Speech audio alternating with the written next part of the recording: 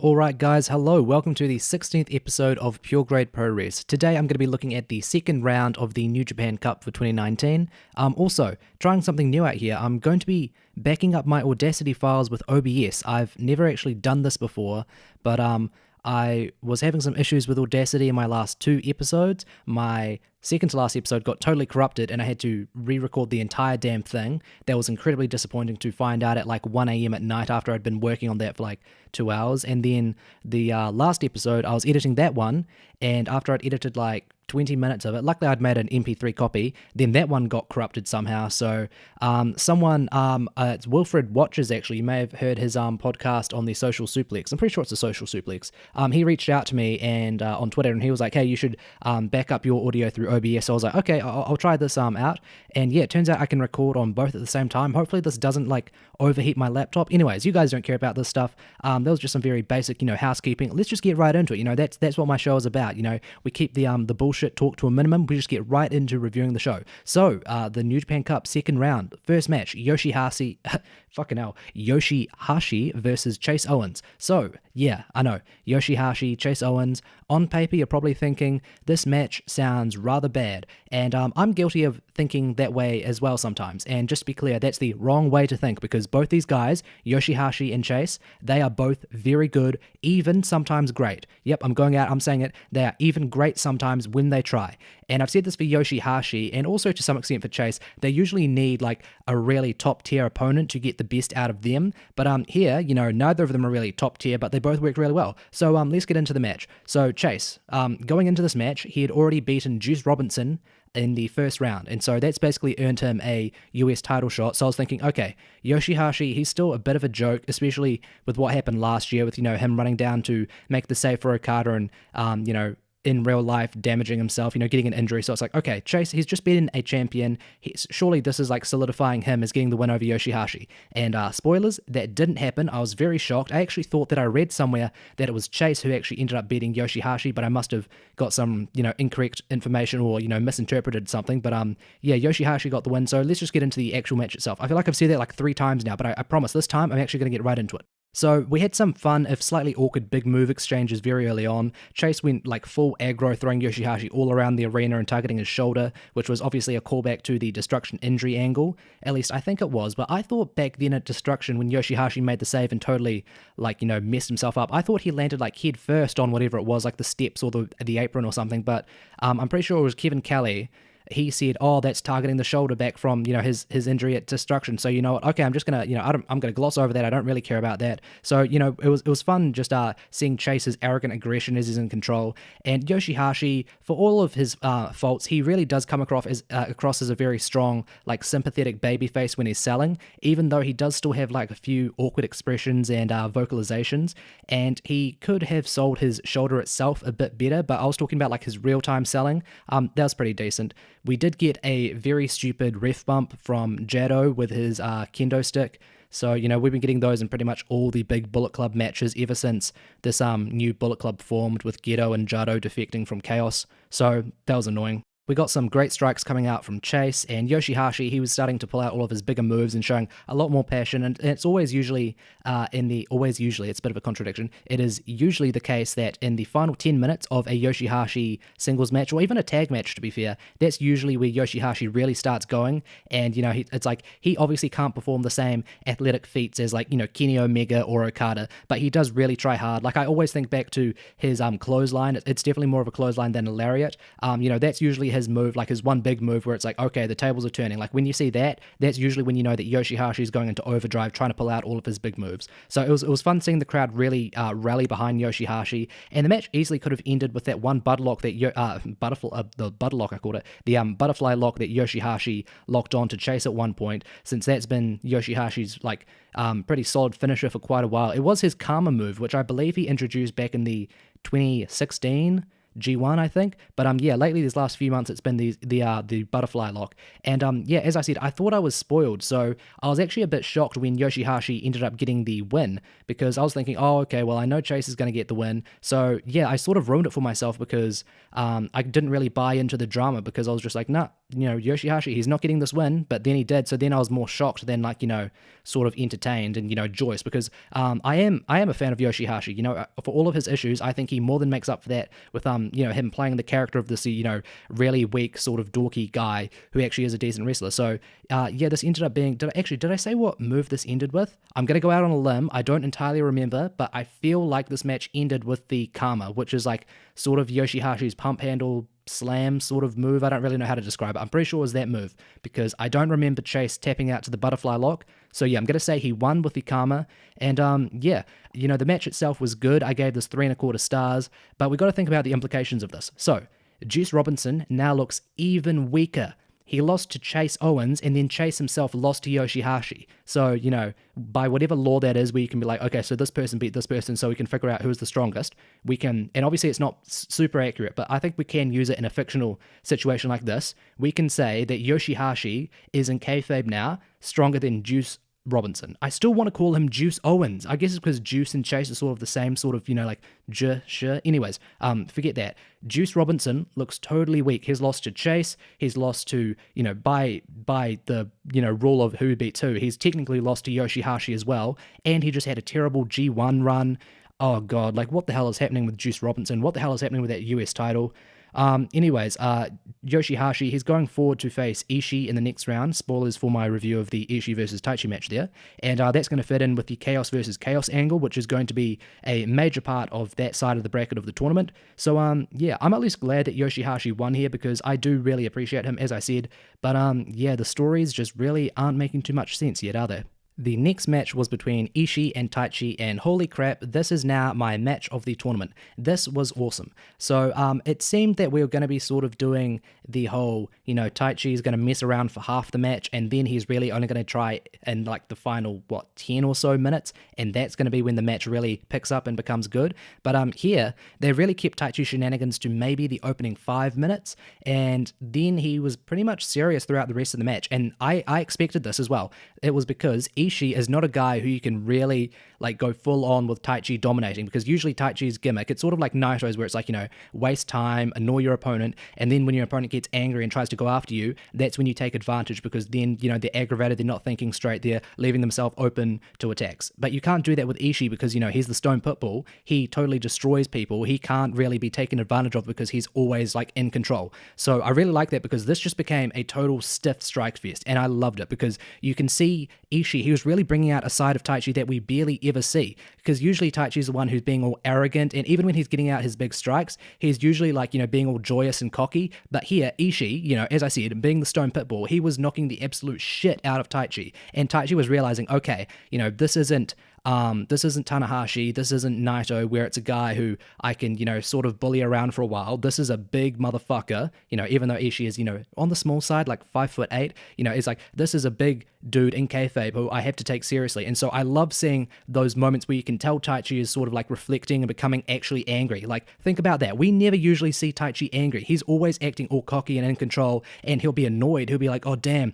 I'm so good a wrestler, I'm so smart, how come I can't put this person away? But here, he was really being like, okay, fuck, this guy's pissing me off, he's actually damaging me, and I'm going to show that I'm no bitch, I'm going to fuck him up as well. And so we got some fantastic exchanges where Ishii's just unloading his, chops and lariats, and Taichi, God bless him, because he brings something interesting to the sometimes dull, stale New Japan strong style, where, usually it's just, strike versus strike, chop versus chop, lariat versus lariat. But Taichi, he's one of the few guys on the roster who will like be heavily focused on kicks. Ibushi does that as well sometimes, but Taichi, his entire like strong style offense is just kicks. And it's awesome, because it's just, even though it's so simple, just switching from your arms to your legs for your attack, it's just a sort of dynamic we don't usually see. So I was really stoked to see this.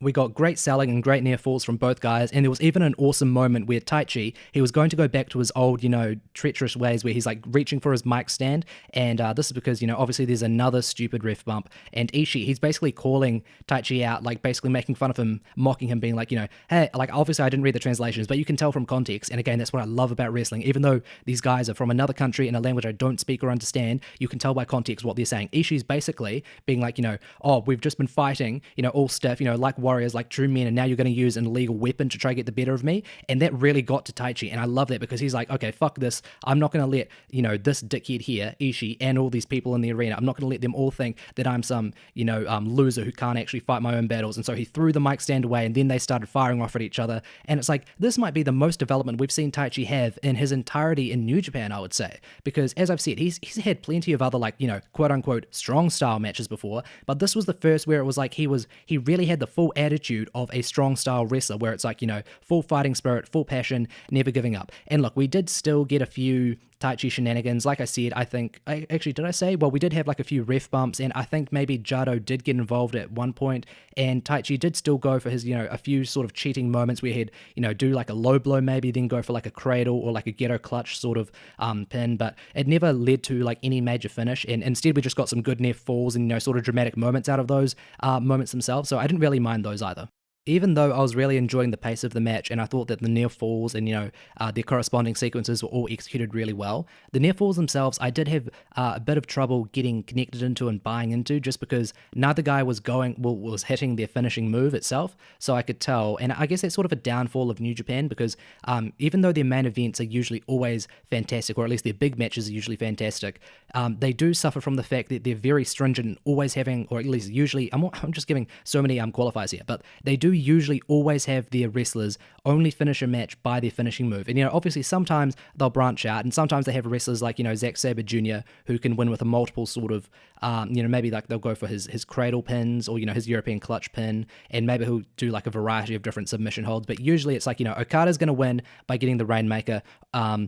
Tanahashi is going to win with the high fly flow, even though he has actually recently been using the Texas Clover hold. Naito will win with a Destino, and that can sort of be a bit stale. So here, I knew that I hadn't seen Ishii, hit his brainbuster, so I could sort of tell all of Ishii's near falls were never going to be the finish. And Taichi, I actually realized I don't know what the hell Taichi's finishing move is. I know he has a bunch of signature moves, but I guess because he rarely ever finishes matches. Well, he never really wins singles matches. It's rather rare for him. Even though he's only been getting a serious singles push these last 2 years, it is still quite rare. So I guess I'm not really well acquainted with whatever his singles, finishing move is. But actually, let me go check. What did he beat Honma with? I need to make sure. Okay, so Taichi did beat Honma with the Stretch Plum, which he's taken from Kawada, which I believe he's actually now calling, let me pull this up, he's calling it the Holy Emperor's Crucifix Tomb, which is, that's a pretty convoluted, but still like a pretty cool name. It sounds really over the top, but it totally suits Taichi. What was my point here? Oh yeah, I think he maybe locked on the Stretch Plum at a few moments against Taichi, but I guess just because he's only just started using that move, I couldn't really buy into that as a finisher either. So look, that was really my only real issue with this match. Other than that, I thought it was fantastic. I gave this 3 3/4 to about 4 stars, so this is like a low-key great match. I guess another issue I did have, now that I'm remembering it, was it did sort of feel a bit repetitive at points, just because, it's like strike versus strike, big selling, and even though I did really enjoy that, just the fact that I wasn't getting anything super different at moments was sort of a bit deflating. But still, this was sort of equal to Okada versus Elgin and Ibushi versus Naito, but just because it's Taichi bringing out that sort of interesting unique style to the strong style format, that's what I really enjoyed. So this is currently my match of the tournament thus far. Obviously, I really hope we get some better matches, because it's New Japan. We expect 4.5+ star matches. But anyways, let's move on to the next match. This was between Ospreay and Lance Archer.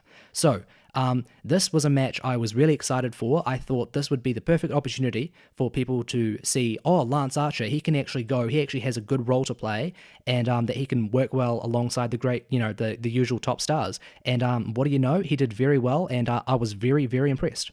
we saw great evasiveness from Ospreay early on as he was avoiding all of, Archer's usual manhandling attacks. And it was very fun once Archer finally started pulling out all of his, big, impactful, and stiff big man attacks. And Archer remained in control for basically the entire first half of the match as Ospreay was, putting together quite a few failed comebacks. He was trying to hit his signature moves, but it took a while before he was actually able to string them together. So that was when he really started, getting a proper comeback, and it was like, okay, there's this big monster, but Ospreay is still Ospreay, and now we can see he does have a bit of a fighting chance here. So we're getting some really nice energetic bumps from Archer, and that's not usually something you'd expect, and they built it up nicely where Archer is, as I said, he's totally manhandling Ospreay for ages, and as I said, Ospreay himself is obviously bumping like crazy, and then once you finally see Archer start, stumbling and collapsing, that's when you can see, okay, this Ospreay dude, he's finally putting together some big offense. He may not be the biggest dude, but he is a serious wrestler. So I really enjoyed that because this was, pretty, basic sort of story where it's like, the big powerful monster against the slippery aerial-based junior, even though Ospreay isn't technically a junior anymore, although he has said in post-match interviews of late that he still considers himself a junior and a heavyweight. So, it is still correct to call him a junior, I guess. It's logically correct.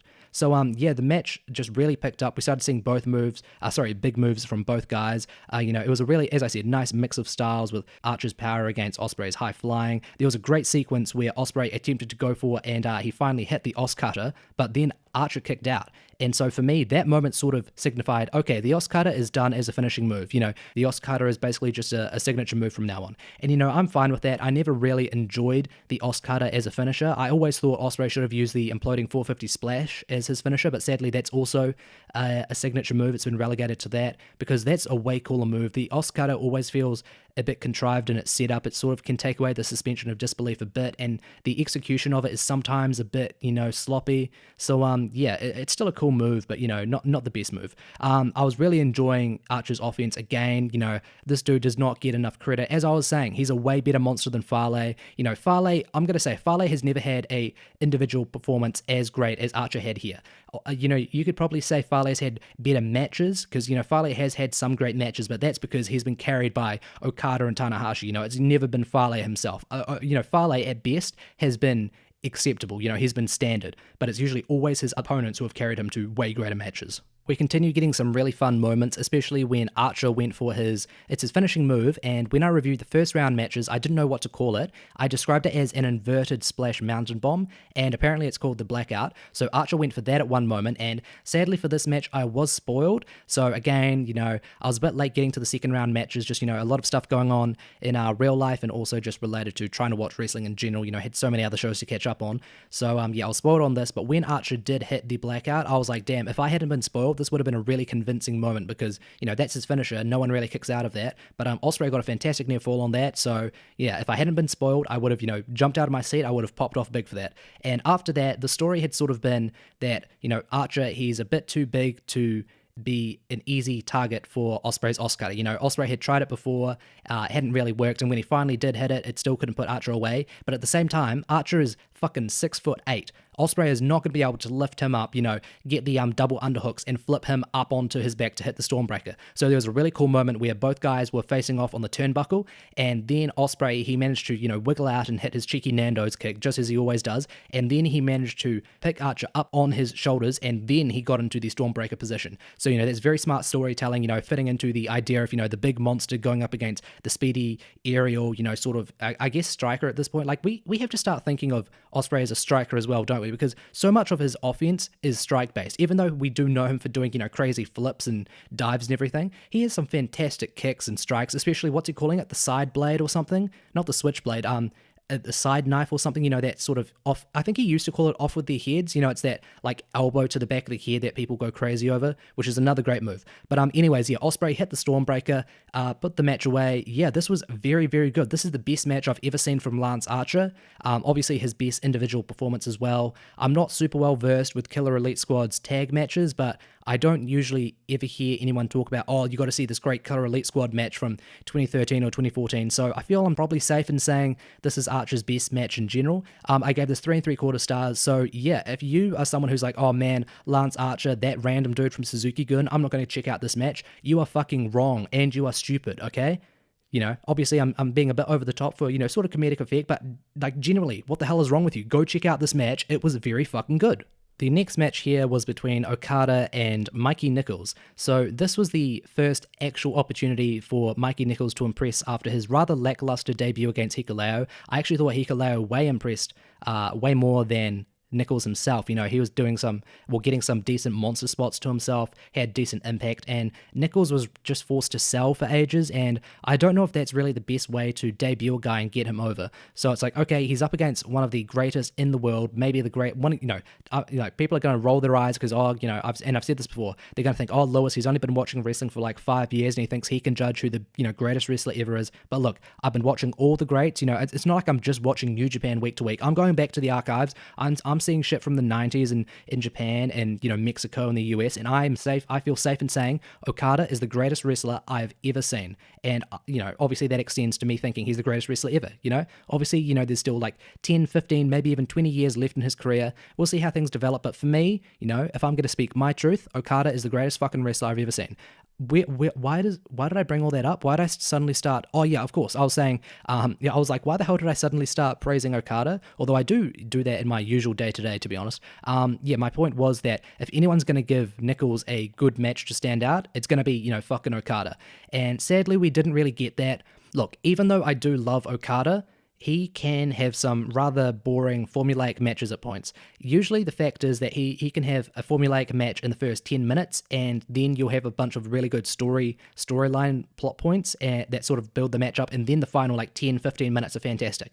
Here with this first, maybe half of the match, and I'm not sure how long this match went. I feel like it went maybe about 20 minutes, so I would say the first 10 minutes were really, really dull. It was just both guys trading grapples, getting a few basic moves. There was nothing at all blow away. It was all very competent. Nichols didn't really do anything super impressive, although he did get more time to show off, so just by default, he did look better than in his match against Hikuleo. The match did pick up as Okada was firing up, and he began putting together his usual signature moves and taking control, and, obviously that's exactly what an Okada fanboy like me would say, but, it's true. I'm invested in Okada, and when he gets going, I get invested.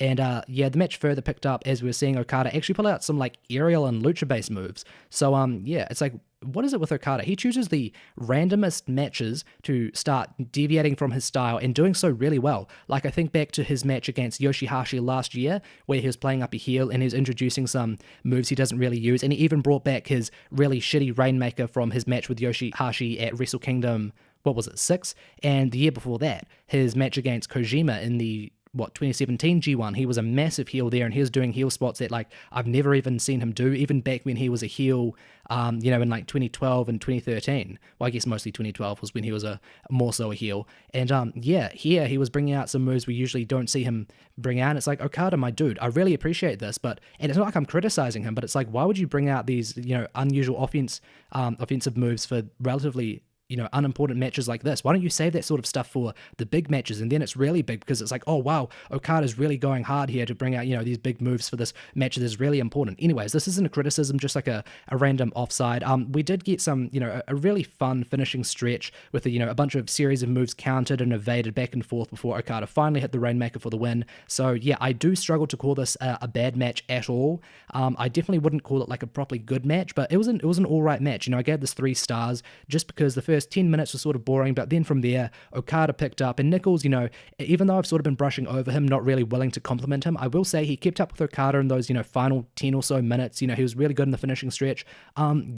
He's definitely had one of the most lackluster debuts in New Japan of like the last, 4 or 5 years. So let's see how he slots in. We still don't really know if he's actually going to be like a full-time member. Like, has he actually signed with New Japan, or is he just like joined Chaos, which could mean like, maybe he's going to go and be in Ring of Honor for age, and then he just comes over to New Japan for like tours, and that's when he teams with Yano and Rocky Romero on the undercard matches. Who knows? But fine match, 3 stars. Let's move on to the next match. The next match was a really interesting matchup. This was Tanahashi versus Ryusuke Taguchi. And again, I noticed that for some wrestlers, I'll call them by just their surname, and then for others, I'll call them by their entire name. So let me do that again. This is between Tanahashi and Taguchi. There we go. That's how you do it, Lewis. So yeah, this was a fun sort of goofy sort of match because it's a very unique style where at the start, you've got Taguchi going for his comedy and sort of, directing his comedy towards some heelish spots, just like he did in his opening match against Tenzon. And Tanahashi was sort of returning that favor to Taguchi, playing into the comedy a bit, as we've known Tanahashi to do. He's not one to shy away from flaunting to the fans and trying to get over with them by, doing a few sort of cheeky spots. So we got that, but then the entire, apart from that opening maybe half, well, actually, I was going to say the opening quarter, but yeah, maybe the entire first half of the match was a bit tongue-in-cheek, but then the entire second half was rather serious because it was the dynamic of Taguchi going for his junior spots and also trying to work over Tanahashi's leg, the leg that we don't know if it's, kayfabe or in real, IRL at this point, but, supposedly his leg has been destroyed over and over, and so it made sense for Taguchi to target it with his Oh My and Garfunkel ankle hold. And Tanahashi, he was also starting to bring out his bigger moves, he's the heavyweight, so he's bringing out his power moves.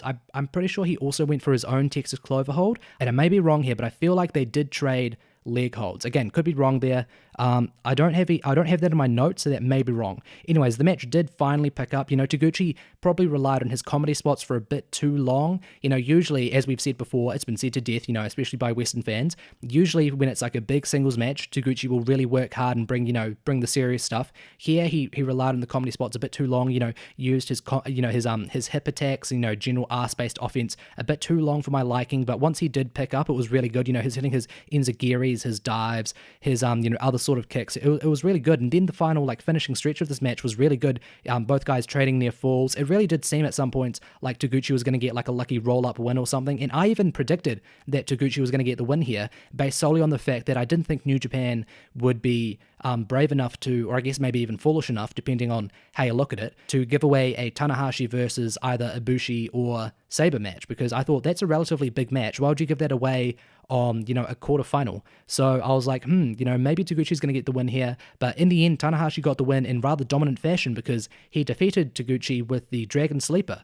And I feel like that may have used to been Tanahashi's finisher, or maybe I'm confusing that with the Dragon Sleeper itself, because did I say he won with the Dragon Sleeper or the Dragon Suplex? Because I may have gotten those confused before. Just to clarify, he won the match with the Dragon Suplex, which I feel may have been his old finisher, but maybe I'm confusing that with the Dragon Sleeper. Anyways, we know that his Dragon Sleeper, I don't think that's ever finished a match in the last, 5 years, at least since I've been watching. I don't think I've ever seen Tanahashi win with that move, but here he won, and it sort of made sense because he's up against Taguchi, who's, technically a junior, maybe in kayfabe put on some weight to get into the tournament, so it sort of made sense there. And again, it was a nice change because this entire tournament thus far, we've had Tanahashi winning with the Texas Clover hold, and now the Dragon Sleeper, so he's been keeping away from the high fly flow, which sort of contradicts my point earlier where I said, Tanahashi is one of the few guys, and one of the many guys in New Japan, I should say, who has only one finishing move, and if he doesn't hit that, he's not going to win. So, but that's only been recently where he started using these two other moves as finishers, and, I do think as we get to the higher matches up in this tournament, we are going to see the high fly flow brought out. So, again, the match itself was pretty good. I actually really enjoyed, the first half was a bit dull, but then the second half was really good. I really enjoyed the back and forth. I ended up going 3.25 stars on this. And on Cage Match, I saw this getting maybe slightly more negative ratings and reviews than I expected. It has a 5.0, and that's the weighted score. So I guess technically it's about maybe a 6 out of 10. And that is technically what I'm rating it. I'm giving it 3.25 stars. But I guess it's usually just me reminded of how I'm usually the one who's low on New Japan matches. So I guess to see other people being low on this is rather surprising, because I thought, if you're the usual sort of person who likes Taguchi when he works hard, I thought you'd really enjoy this match. And if you're Tanahashi if you're a Tanahashi fan who just, enjoys everything from Tanahashi, I thought you'd enjoy that, because I didn't actually say, but obviously it's Tanahashi, and when he's being dominated, he sells fantastically. So you had that as well. So, even though I rated this match as in, a typical sort of, solidly good match, I expected people to go a bit higher on this. But, hey, I guess this is one of those rare times that I fit in with the general opinion, and that just really gets me deep down because I'm so desperate to be contrarian. So it's like, oh damn, I fit in with everyone else. I fit in with the uncouth, the unwashed masses. I'm that sort of guy now. Anyways, enough of my stupid little bullshit. Let's move on to the next match. This was Ibushi versus Sabre. Okay, so biases up front. If you've been listening to the show for a while, you know I'm not the biggest fan of Zack Sabre Jr. I do think he can be very good, even great sometimes, but I also think that his style is one that's so easy to manipulate in the wrong ways, where it's too heavily focused on putting Sabre over, making him look cool, even though his style has a lot of issues that actually aren't that cool, and it can sometimes result in his opponents looking very weak. Like, I wasn't super thrilled with Sabre's run in New Japan, in the New Japan Cup last year, even though his opponents did all get, many, like basically the entirety of their match was dedicated to allowing his opponents to sell like crazy, which is, that works well for Naito and Tanahashi, but it also makes them look really weak because they're dominated in so many ridiculous ways, like all these absurd holds that Sabre's somehow able to apply to these guys who have been wrestling for like probably 10 years longer than Sabre himself, I feel like I'm comfortable saying 10 years longer, like, definitely Tanahashi, maybe Naito. I feel like Naito may have been wrestling. How old is Sabre? Anyways, who cares about this? So yeah, luckily, this was one of those occasions where Sabre was allowed to stay away from his sort of torture porn style, as I like to call it, and he had a pretty decent match with Ibushi here. So, both guys, they're running through their usual sort of counters early on, going for, it's like the usual sort of 50-50 standoff that we usually see in big New Japan matches. It basically just in Puroresu matches in general, that's a very, big way, a very common way to open a big match in Japan. And after that, Ibushi started targeting Sabre's leg, and I was thinking, okay, this is interesting because Ibushi was striking away at the leg, and Sabre was getting knocked down, and I was like, okay, damn, maybe the story here is going to be that Ibushi is going to be working over Sabre's own body part. But sadly, the first 10 or so minutes were then dedicated to Sabre totally destroying Ibushi's leg. And look, again, as I always say, Sabre's transitions and his holds themselves are always fantastic. I think he applies them very well, but again, he was going totally overkill. Like the first maybe few minutes, I was really enjoying it, but then it's like, okay, dude, you're making Ibushi look like a total wimp because he's getting totally dominated, his legs are being contorted in all these ways, and Ibushi is somehow either not smart enough or not strong enough to get out of this. And it's like, Ibushi's been wrestling for fucking ages, and he's way fucking bigger, way more buff than Sabre. You're telling me he can't do anything to escape these holds? So, yeah, I wasn't really enjoying that, but luckily the match did pick up once Ibushi finally started going 50-50. One issue I did have was, and look, this is my one criticism of Ibushi, and it did hold the match down a bit for me, but then I'm going to get right back to praising him. So you guys who are like ready to exit out of this podcast because it's like, oh damn, he's complaining about Ibushi selling, I promise, I still love the guy, just let me have this one little complaint. Okay, so Sabre is totally destroying Ibushi's leg, and Ibushi is not doing the best job selling. And, people can probably accuse me of being biased where it's like, oh, you criticize Miyahara and Ibushi for not selling properly, but then your favorite, Okada, he does the same thing. I would still argue there's a difference. I do think that Okada does sell efficiently. I don't think he's the best, body part seller in the world, but I do think he does a solid job. But here, Ibushi, like the idea was his entire leg was being destroyed for ages, and then he's easily dancing around the ring, flying around, and he's even using the leg itself for attacks, and when he does sell, it's like gripping the leg very like wimpishly, like really weakly, not really making a big deal of it. So I wasn't a big fan of that. But now let me get to the praising Ibushi section, which I'm sure you guys are all really keen to hear after me sort of shitting on him just then. So obviously everything else Ibushi does is fantastic. He has fantastic strikes, fantastic acrobatics, fantastic general balance and athleticism, fantastic power moves. So all those issues I had with his selling, that was more than made up for with everything else he does so brilliantly. And the match, it really, really picked up well because we start going for the trades. We get the dynamic really focused on of, Sabre, he's, being all slippery and evasive. He's locking in these, crazy holds out of nowhere. And at this point, he wasn't going super overkill because at this point, again, Ibushi had gained enough momentum where he couldn't be totally dominated by Sabre, thank God. And Ibushi himself was pulling out his big strikes and power moves out of nowhere as well. So that was also countering Sabre's more annoying habits, because, those habits couldn't really come out because Ibushi himself was getting in his own offense. And there were some moments where Ibushi's moves didn't come off the best, especially some of his strikes. They didn't really get the best impact, and I'll also blame some of this on Sabre. Again, I'm gonna stop shitting on Ibushi for a second to go shit on Sabre, because Sabre's selling and bumping has always been really, really bad for me, and I've described it. I had like a really, I think, funny way of describing it in my review of the Wrestle Kingdom show, but how I'm gonna describe it now is he sort of resembles a child who's been pushed over or who has fallen over himself. That's how I think of Sabre's selling. He's sort of like, his limbs sort of get locked to his body sometimes, and his facial expressions look really loopy and dorky. He just doesn't have the weight to his body to make for an energetic bump where it's like, oh wow, you can really see the impact of his opponent's attacks, because it's like a leaf sort of blowing over, or sort of like a Jenga block falling over. It just doesn't have the impact, and I guess that's not really his fault, although he could put on some weight, but that is just his natural body type, it doesn't make for super energetic bumps. I still think back to how he had maybe one of the worst bumps ever taken from Okada's Rainmaker. And, you got to think back to like, okay, the Rainmaker doesn't always get the best impact, but there are so many great ways it's been sold before by Omega, Tanahashi, AJ Styles, and then you've got Sabre. And he just looks like, he just looks like a sack of potatoes being rolled over. And that was what he looked like here at some points, trying to sell for Ibushi's offense.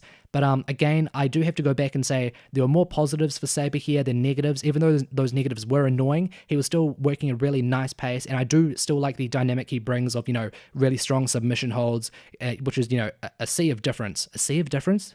Wait a second. Is that what I meant? No, he's a difference in a massive sea of, power moves and strikes that we always see in New Japan. So he does bring something different. And just to bring this review of this match to a close, I did still think this was a very good match. I gave this 3 3/4 stars. The final few minutes were really exciting as both guys are trading control. Ibushi, he's desperate to hit the Kamigoye, but Sabre, he just continues avoiding it. And in the end, he locked on his Napalm Death. And again, it's an absurdly stupid, complex move that makes Ibushi look stupid, because it's like, okay, Ibushi, how could you get all your limbs caught up in this way? And I know, the Napalm Death move is somehow related to some sort of contrived jiu-jitsu based, inspired moves, but it's like, no, this is sort of ruining my suspension of disbelief. And I was really shocked when Ibushi tapped out. And look, I think I'll go into my issues with this result and also my corresponding predictions going forward for the tournament at the end of this review. So look forward to that. But safe to say, I had a lot to say about this result itself. We are now on to the final night of the second round matches for New Japan. And hey, look at that. The time code is, is at least not an hour. So that's pretty decent. And this next match, I don't have too much to say about. So we're going to get through this even quicker than I imagined. So, Colt Cabana versus Toru Yano. I was dreading watching this match because, it's New Japan, they're the king of sports. Is it king of sport or king of sports? Anyways, they're the number one wrestling company in the world. I have come to expect, fantastic, atmospheric, gobsmacking matches and many other stupid sounding adjectives. But here we're getting a very, very comedy directed match, and I was thinking, oh god, I'm just going to roll my eyes through this entirely. But even though this was really, really stupid, I am ashamed to say this was a guilty pleasure. I did actually really enjoy this. This match was bursting with comedy, and I did think there was a fun dynamic with Yano and Cabana, because Cabana was sort of playing a more serious sort of comedy guy at some points. He was sort of playing the straight man, but then there were moments where he'd just totally turn around and be the eccentric. So I really enjoyed that. A few moments that stood out to me. So right away, we've got Cabana and Red Shoes finding tape in Yano's tights. And obviously, Yano, he's been known to use tape to tie up his opponents, especially in the New Japan Cup and G1 tournaments of the last few years. So that was a funny little moment. There was also and again, I'm ashamed to admit I found this funny, but it was entertaining watching Cabana roll back and forth in the ring trying to evade Yano, who's on the outside, and then it sort of slowed down to where Yano is in the middle on the outside of the ring, and Cabana is just rolling slightly, like a few centimeters both ways. It was so absurd, it was so stupid. I think the fact that they let that sequence go on so long really made it funny, because it's like, god damn it, just end this. But the fact that they weren't, that they were so committed to being so stupid and annoying, it really just, got the comedy of it across. There were also some, fine comedy moments with both guys trading the turnbuckle pads and trying to use them as a weapon. And then the match ended as Cabana sort of went for a schoolboy sort of trip, where it's like, how you're in like the schoolyard and one of your friends, or maybe you bend down on all fours behind someone else. Hopefully it's your friend. You don't want to just do this to some random kid you don't know. And then the other person pushes them over. Well, Cabana, he got down on all fours, and as Yano rebounded off the ropes, rather weakly I should say, he then rather flimsily fell over, and then that allowed Cabana to hit his Superman sort of clutch pin. And again, it's a cool move. I actually think a genuine wrestler, unlike Cabana, deserves to have that move. Maybe I think to myself, maybe like Ishimori or something. That could be a really cool move, because it sort of fits. It's it's got this sort of speedy style. It's creative. You get the great moment of the opponent, the wrestler who's performing it, jumping over their opponent and locking their legs down. It's sort of the same way in how Zack Sabre Jr. performs his European clutch hold, and he locks their legs down with his, and then he leans back and does the headstand. Again, look, I'm sort of rambling now, but it was a cool move, and the match ended. Cabana got the win. I think I did expect this, because I was thinking to myself, okay, the New Japan fans have seen Yano's comedy for years, even especially at like higher up in the tournaments. Like think back to 2016 when he made it all the way to the semifinals, I think it was. So they're getting something different here with a comedy wrestler like Cabana going forward. Yeah, I can't say this was a bad match. I gave this 2.5 stars. So it's not at all a really good match. You will roll your eyes a lot, but I think if you're not like a heartless prick, not heartless prick, like a funless prick who like is like, I only like serious wrestling, this is stupid. Like if you fucking despise DDT, and that's not me, I don't despise them. I do find them annoying, a bit monotonous, but I don't despise them. If you despise DDT, you will despise this match. But if you're not like a stick in the mud, and I'm sorry to be so blunt, I am joking, don't get offended, I am joking, but yeah, my point is, I've been trying to wrap this up for ages. My point is, if you like comedy, you'll probably like this match, or at least you won't hate it. That's my point. Anyways, let's now get on to the final match of the second round of the New Japan Cup.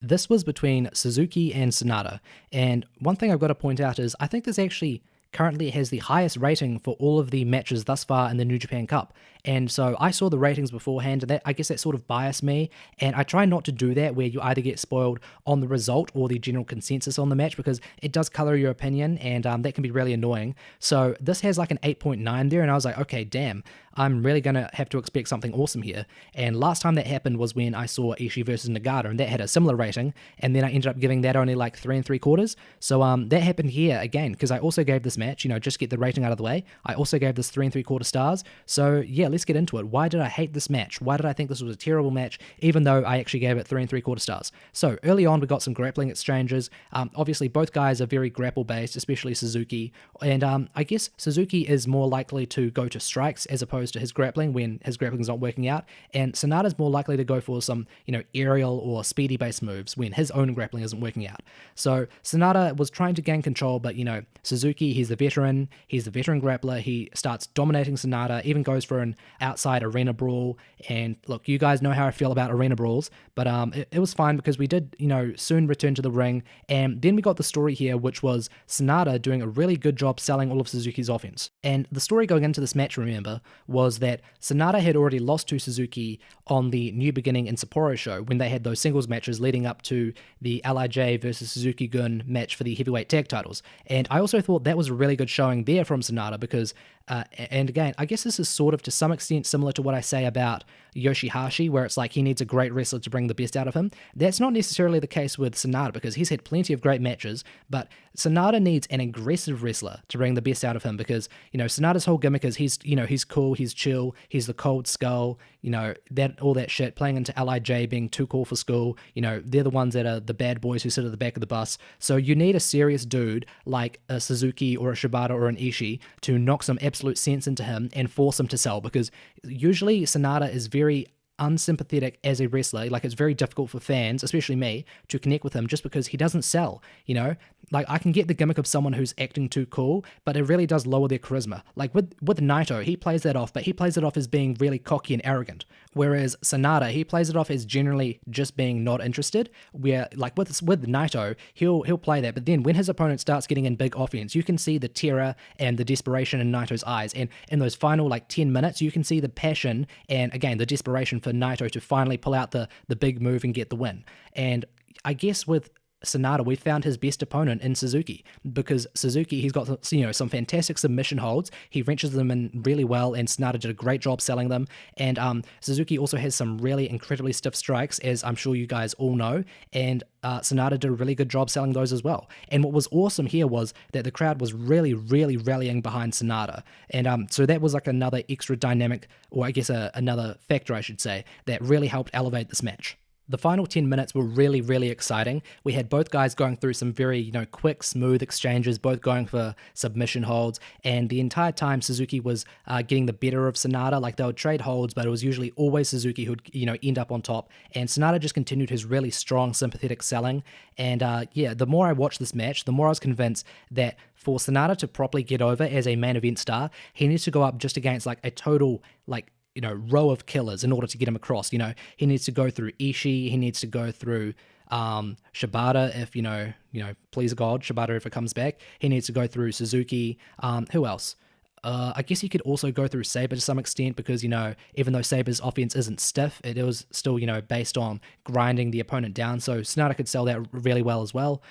Yeah, because I was really, really connecting with Sanada in a way that I haven't really before. Like, I would say this isn't Sanada's best match, but from a, individual performance, perspective, I do think this is maybe his most standout. And one thing I really, really enjoyed was that the finishing stretch was really unique. This is something we've usually never seen in New Japan, let alone like Puroresu in general, where it was Sanada constantly trying to lock on the Dragon Sleeper, but Suzuki being, a real hard bastard, he's not tapping out and he's actually managing to, sort of wriggle out of the hold and apply a variety of different leg locks at the same time. And so the entire, like maybe last 2 minutes, I'd say, maybe even longer, which sounds absurd, but it may as well be true. Both guys were trading those holds where it's, Sanada, he's trying to wrap his arm around Suzuki's neck or I guess his forehead, I should say. And Suzuki is trying to, sort of apply like a triangle hold to Sanada's foot or trying to apply like a sort of foot lock, a variety of those sort of moves. And in the end, Sanada finally managed to sort of knock Suzuki unconscious and he goes for the pin. And even that moment I found convincing because it's like, okay, I know Suzuki is probably going to kick out of this because, someone getting a pin off of a submission hold isn't something you've really ever seen since like the 90s, but it was still a very convincing moment. And there was also another convincing moment, just to jump back, where this was back when they were trading those sequences and Suzuki was always ending up on top. Suzuki at one moment locked in a really, really convincing rear naked choke. And obviously the actual form itself, going from a pure Brazilian Jiu-Jitsu basis, it wasn't really like a good hold at all, but in kayfabe, it did look good. And Sanada was doing a fantastic job selling, and just the aggression on Suzuki's face as Sanada looked to be passing out and they were both lying down. That was a moment where I was like, okay, I know this is a basic rear naked choke, but I could totally believe the match ending right then and there. And the crowd was rallying up and it was just brilliant. And so back to the future now, I guess still the past, but the more future based past. After that moment, and I should also mention this, the entire match long, oh my gosh, did I totally forget to mention this? I feel so stupid. I've been talking about this match all this time, and I forgot to mention this one big factor, although I didn't mention it directly. I did sort of like make the point that Suzuki was working over Sanada like all match long with strikes and holds, but yeah, I forgot to mention Suzuki was specifically targeting Sanada's leg with all of his holds and also some of his strikes, and all match long Sanada was doing a really good job selling the leg.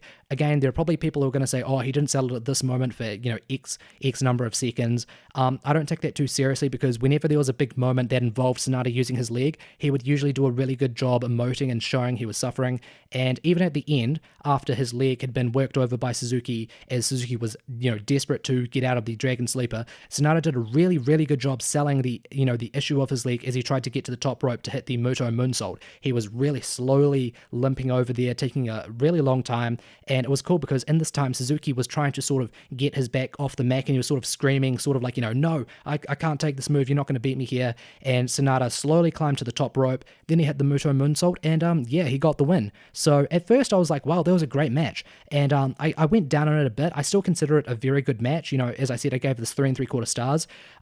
Yeah, I just think we were missing a bit more intensity from Suzuki, and I would have liked to see, again, I feel like I always say this, but I would have liked to see a bit more, or I guess a few more unique sequences, because even though we did get a few where it was like, we would go from Suzuki being dominant with holds then to him being dominant with strikes, I would have liked to see a bit more unique individual spots themselves and sequences themselves, because it did feel a bit samey in the final half of the match, but again, it was still really, really good. So that is it for the second round matches of the New Japan Cup. I will say that my favorite match was still Ishii versus Taichi, which again I gave 3 3/4 stars to about 4 stars. So now let's just look forward to, I guess, my quarterfinal predictions, which I'll do last, and then, well, I guess first of all, I'm going to start talking about who I actually think is going to win this damn thing, because if you'd listened to my predictions and also my review of the New Japan Cup as it's been going through, I thought it was totally going to be Ibushi who gets the win here, and to me, he was the only decent choice to win this year's tournament, and I'll explain that. My first reasoning was Ibushi was the one who made a big deal out of, or I guess it was New Japan, but in kayfabe, it was Ibushi himself who made a big deal out of making the announcement that he had signed with New Japan. Or I guess he didn't say that himself. He was like, I'm going to commit to New Japan, and then it came out in real life, Ibushi has signed a 2-year deal or whatever. So then he was also like, I can't wait to, have my first big showing in the New Japan Cup. And I was thinking to myself, okay, Jay White, even though he has become a de facto member of the New Japan Big Four, that's what New Japan is trying to push him as, he is still a relatively new guy in the company, so he needs to have a big star to go up against for the MSG show. Because even though that show is probably already sold out, or if not close or whatever, they still, like, New Japan still doesn't, they're not like, oh, okay, we've already sold out Dominion, let's go put Yoshi-Hashi versus Chase in the main event. They still have some respect for their storylines. So I was expecting like a big star to be pushed for the headlining of the MSG show. So I was thinking, okay, with Okada, I think it's too quick to go back to him, because first of all, I want them to continue the story of Okada's downfall, and he's sort of been getting over that hump as of late, like after he defeated Fale, and he's sort of been having a decent run in the New Japan Cup thus far. But I think there's way more to get out of Okada if you continue to keep him away from the title and even the big tournaments themselves. Like, I don't even want Okada to win the tournament and then lose to Jay. I think that would be the better case. Like, I don't want Okada winning the title back this soon. Like, if anything, the earliest Okada should get a title shot is going to be at Dominion. That's what I would recommend. And even then, I don't think he should win the title then, because he just had a massive 700-day reign. He's already getting so much sympathy from the crowd, because they're like, oh damn, Okada's, he's not doing his best. We just want to support him because he's no longer champion. You need to milk that for all it's worth. You don't, and look, to go back to Okada as champion again, it's just a waste, because look, I talked about this when I reviewed the All Japan show with Miyahara getting all these championship reigns. It's like, look, Okada's going to be like a 10,000-day champion in like 5 years time if you continue this rate of Okada always being on top. There's way more to get out of pushing other guys while Okada takes a break for this time. So yeah, that's why I don't think Okada should even win the tournament here, because I think it should be a big task just for Okada to get back into the title picture itself, let alone win the title. So yeah, that's my reasoning why I don't think it should be Okada, although I do think now he is the most obvious option to win, which is going to be a bit annoying, but again, it just makes the most sense. So let's look at the other options for who else could win the title. We've got Tanahashi, obviously, the last champion before Jay, but first of all, Tanahashi is like, 43? He is on the lower end of the age spectrum for a champion and for a big star. And it's like, okay, he's already had his last big hurrah. Like, I thought his last big hurrah was when he won the 2015 G1 and then lost his challenge to Okada. I thought that was his final thing, but then he had that miraculous comeback in 2018 where he won the G1 and then he won the damn title from Omega at the start of this year. So that should be his last hurrah, okay? Like, I love Tanahashi. Maybe he can get the title again in some random, situation in 2 years' time, but look, they can't keep going back to Tanahashi winning the major tournaments and, winning the title again. They need to start pushing the younger guys. And also, he just lost the title to Jay White, so going back to that match right away, especially when Jay White is a relative newcomer and Tanahashi's time as like the top guy has already come and gone, it doesn't make sense to me. Then there's also Naito, and I've already gone over my issues with how if he did win the title here, it'd be totally underwhelming after his, total struggle for 3 years to get back into the title picture. And also, if he won the tournament and then lost the title, that would be even worse, because then LIJ fans would totally revolt, because it would be like just another moment where Naito gets so damn close to being the top guy once again and then loses. So either way, I didn't think you could have a good result with Naito winning the tournament. So it made sense for him to be out. And yeah, he's out, so he has no chance of winning. There's also Ospreay. He could have really been like a great dark horse pick if he hadn't already faced Jay White. And like, if he did win this tournament, he would have been having a match with him within like, a month's time. So that would also be a bit repetitive. The only other guy I could have thought of as a big star who could win the title would be Suzuki, but now he's eliminated. And again, even if he stayed in, he is definitely going down the card. He wasn't on the Wrestle Kingdom show. He started dropping falls to more guys. We just saw him put over Sanada. And yeah, just like with Tanahashi, but even more so with Suzuki, he's an older guy that really needs to step aside and, let the younger guys sort of build themselves up. Then we think of the outsiders. We've got Sanada, Ishii, and Sabre. So Sabre, look, maybe New Japan is crazy enough where they want to do a sort of storyline of Zack Sabre Jr., managing to win this tournament a bunch of times and being like, the dark horse Gaijin who comes into New Japan as it plays a massive spoiler. So they could do that, but surely even they think it would be overkill to have him win the same tournament twice in a year. I think that Sabre, he could even make the finals. I don't think he's going to win, because I think they're going to have him get wins over a bunch of big names, just like he did last year, and like I think he's going to do this year, because he's already beaten Evil and Ibushi, and he's probably going to beat Tanahashi in the next round. I'll get on to my prediction soon, and I think he's going to put someone over in the semifinals or the finals. So yeah, I don't think it's going to be Sabre, and again, a Sabre versus Jay White match, just like all these other matches that don't involve Jay White versus Okada, there's going to be zero story there, so any option other than Okada, even though the Okada story would be a bit rushed for my liking, they just don't make sense. There's also Sanada, which I think would be a really fun pick, but again, there's no story. It would be a great like final singles push for Sanada, but I still don't think Sanada is ready. Like, he needs to start getting a slow singles push, but if you immediately give him a big tournament win, that's a bit too much. And then the only other option is Ishii. And look, we all know Ishii is the perennial guy who can, he can beat anyone, but he never wins a major title. I don't think he's ever going to win the IC title, let alone the damn, IWGP heavyweight title. And I also don't think he's ever going to win the G1. He may one year win the New Japan Cup, maybe, but I think there has to be a story there. And again, if Ishii faces Jay White, okay, maybe there's a bit of a story there because, Jay White defected from Chaos and turned on the Chaos leader Okada, and so Ishii could sort of get one back for Okada by facing Jay White. But there's still no big story there, even though Ishii is really over in the West, so it could make sense having him headline against Jay White. It's just, again, Jay White is such a newcomer to New Japan. They're still trying to establish him. You don't want to put him up against the sort of C-grade stars. And again, that's not me saying, Ishii isn't a good wrestler. It's just like, in the pecking order, he is sort of C-grade. He's definitely below Okada, Naito, Tanahashi. He's also below Ibushi and, Suzuki. So he's sort of that C-grade sort of importance in terms of what, New Japan places on him. So I can't see Jay White versus Ishii either. So, I think the only option here is going to be Okada. I would have said Ibushi is perfect because, it fits into his storyline of trying to start over anew in the company and make a really big impression. And Ibushi himself is a major star. He is the biggest star in New Japan to have never won like a major title. Like, his biggest title is the never openweight title. And he's fought for the IC title and the heavyweight title, but never won that. So that's why Ibushi would have been the perfect pick, but they've decided to go over with Sabre. It's just so depressing, man. I was so pumped for an Ibushi versus Jay White match. I thought it would have been fantastic. I thought it would have been another opportunity for Jay White to show off how he can really be a fantastic wrestler, in not just in psychology and character, but also just generally in ring. I think this is a really missed opportunity, but at least it's going to be really great when Sabre hopefully puts over another guy, be it, Okada or Tanahashi or whatever. So, let's just get through to the actual predictions for the quarterfinal themselves. The first quarterfinal is going to be between Ishii and Yoshi-Hashi, and this is the first quarterfinal fitting into the Chaos versus Chaos storyline. And I've already mentioned a million times how there's a Chaos versus Chaos story going on in the entirety of that other side of the bracket. I don't know if you call it the left or the right side of the bracket. I think that's left side, yeah.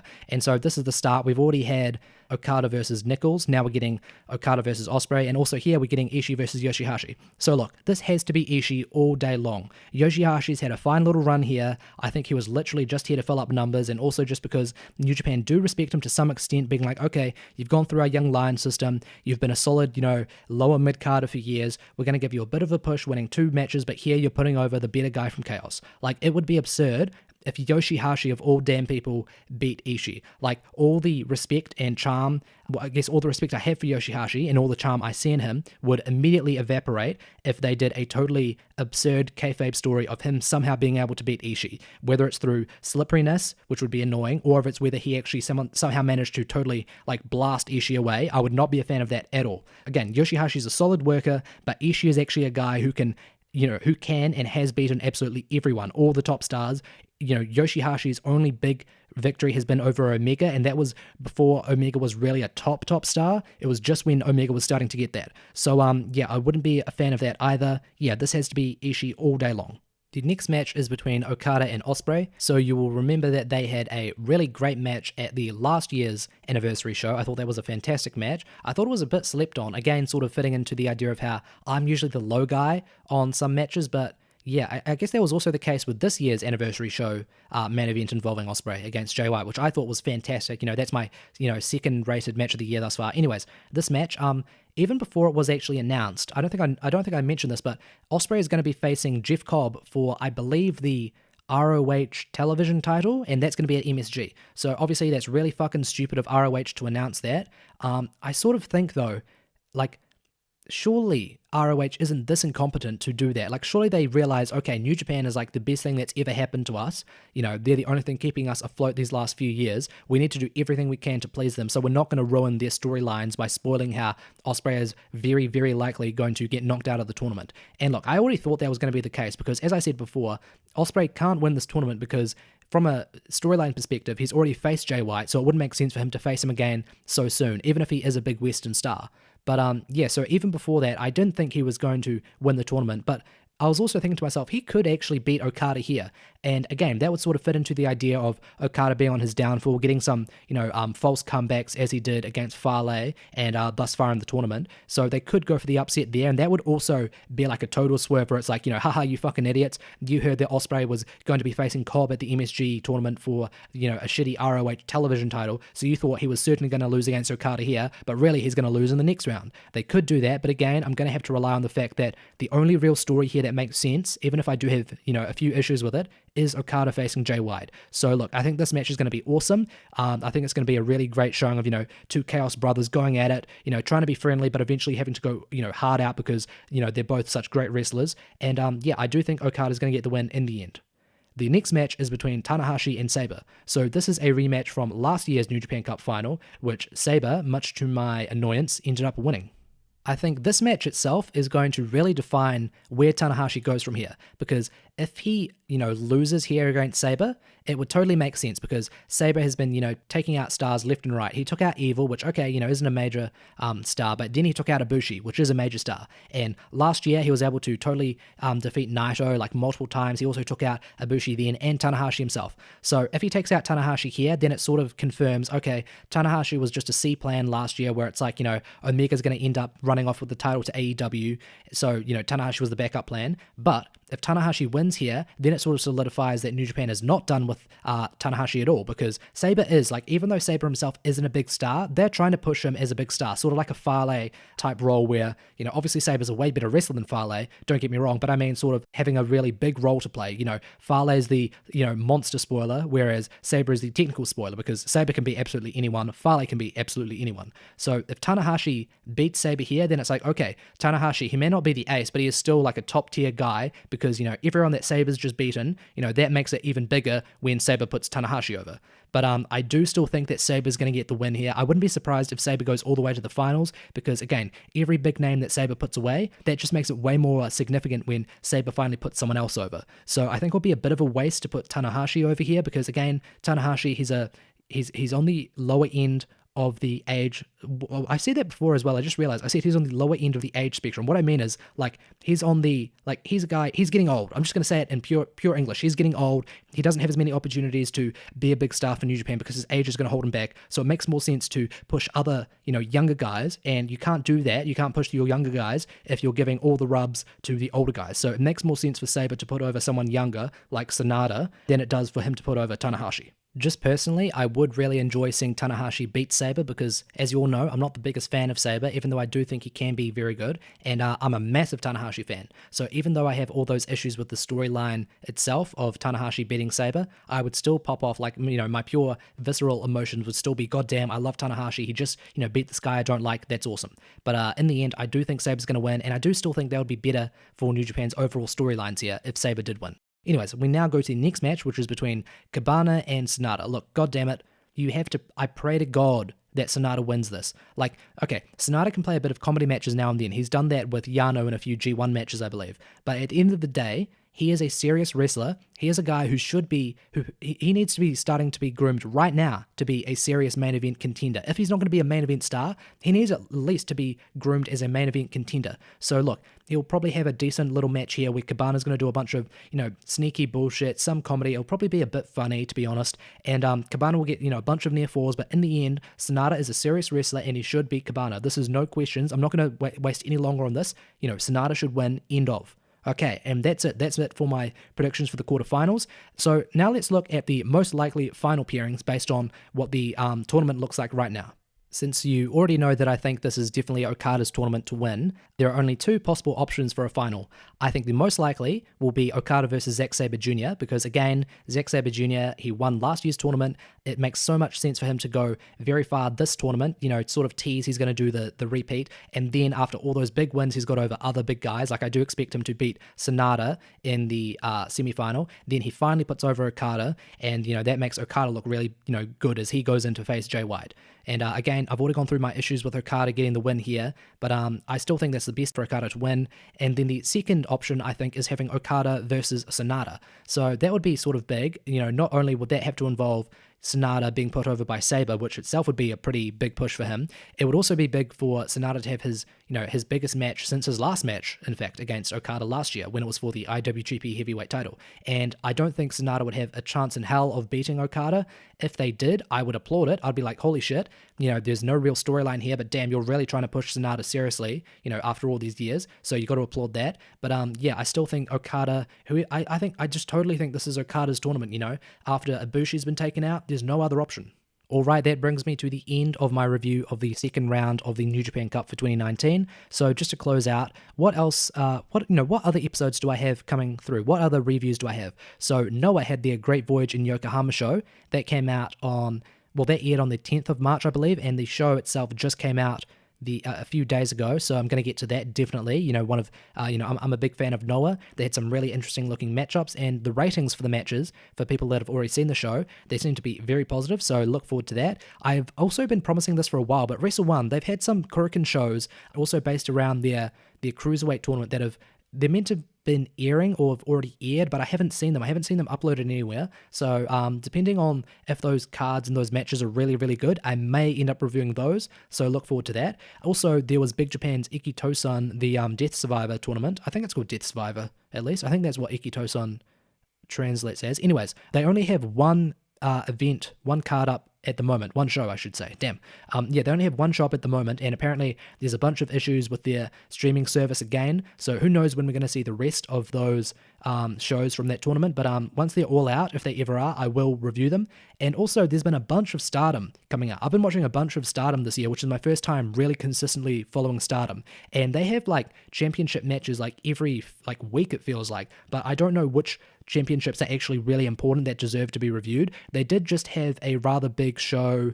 I don't think it's not from Korakuen. It might have been from Shinkiba, and they had like 3 titles on the line. So that was a relatively big show, I guess you could say. But I guess it's like, would anyone really care? Like you guys, leave a comment. Let me know. Would you be interested in me reviewing Stardom? Just because I feel like Joshi isn't like anywhere near as big as Puroresu, but then again, I'm already like targeting a Puroresu community, so maybe within that, people are already aware of Stardom and would like to see those reviews. I guess it's just because they have so many shows where I'm never really certain, like, oh, what's actually a big show, like what's actually worth reviewing. I guess I could base that on the championship matches, but yeah, there are so many other big tournaments and, shows coming out from other promotions where it's like, I think even though I do really enjoy Stardom, I think I do have to pay attention to these other bigger promotions. Sorry, Stardom, I do really like you. You are the most like wholesome wrestling company I've ever gosh darn fucking seen. Like those little like preview videos they do on Stardom World before the matches themselves, where the wrestlers will like introduce themselves and be like, oh, I really hope I'm gonna have a really good match there. It's so fucking adorable. It's like, oh god, these girls, I just hope the best for them. But yeah, anyways, those are the reviews, the possible reviews that you have to look forward to. So you can follow me on Twitter at Puregrade Puro, that's Puregrade Puro. You can also check out the show Puregrade Puroresu on YouTube, Podbean, and iTunes. Just search Puregrade Puroresu. And yeah, leave a comment, question, leave any sort of feedback you have. Thanks very much for checking out the show. I'll see you guys next time. Peace, goodbye for now, see you later. Arrivederci. I feel like that's goodbye in Italian or something. Anyways, goodbye.